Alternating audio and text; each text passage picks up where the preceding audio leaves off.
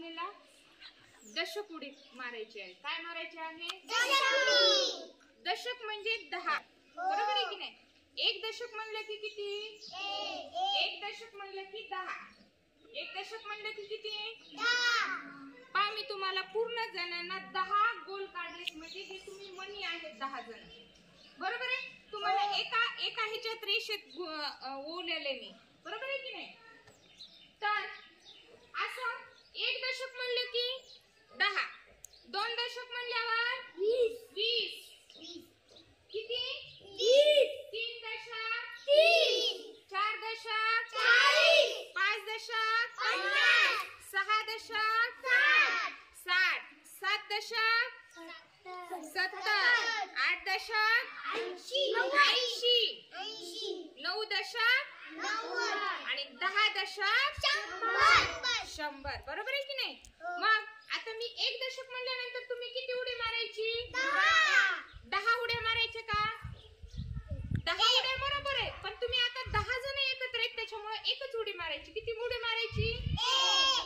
10 जणांचा एक गट आहे, त्याच्यामुळे एकच उडी मारायची. 2 दशक म्हणल्यानंतर 2 उड्या मारायच्या. 3 दशक म्हणल्यानंतर 3 उड्या मारायच्या. 4 दशक 4. 5 दशक मारणार मग? पहा, ज्याला उडी मारायची नाही त्याला बाहेर काढूया का आपण? पहा आता एक दशक म्हणल्यानंतर एक उडी मारायची. लक्षात ठेवा. एक दशक. 4 दशक. 3 दशक. 2 दशक. 5 दशक. 7 दशक.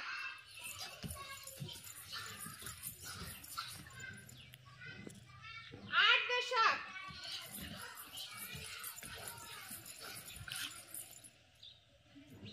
2 दशक. 9 दशक.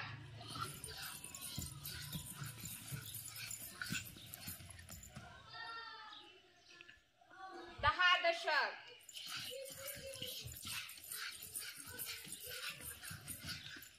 पहा, 10 दशकाला तुम्ही 10 जण आहेत म्हणून 10 उड्या मारल्या. बरोबर आहे की नाही? म्हणजे प्रत्येकाच्या 10 उड्या झाल्या की नाही? 100. बघू आपण. 10 10 20 10 30 10 40 10 50 10 60 10 70 10 80 10 90 आणि 10 100. याला म्हणू आपण दशक उडी. 10 जणांनी सोबत उडी मारली की दशक उडी. कळलं तुम्हाला? आता परत एकदा सांगा. एक दशक म्हणल्यावर किती उडी मारायची? 2 दशक म्हणल्यावर 3 दशक म्हणल्यावर 4 दशक 8 दशक 7 दशक 6 दशक 9 दशक आणि 10 दशक. छान.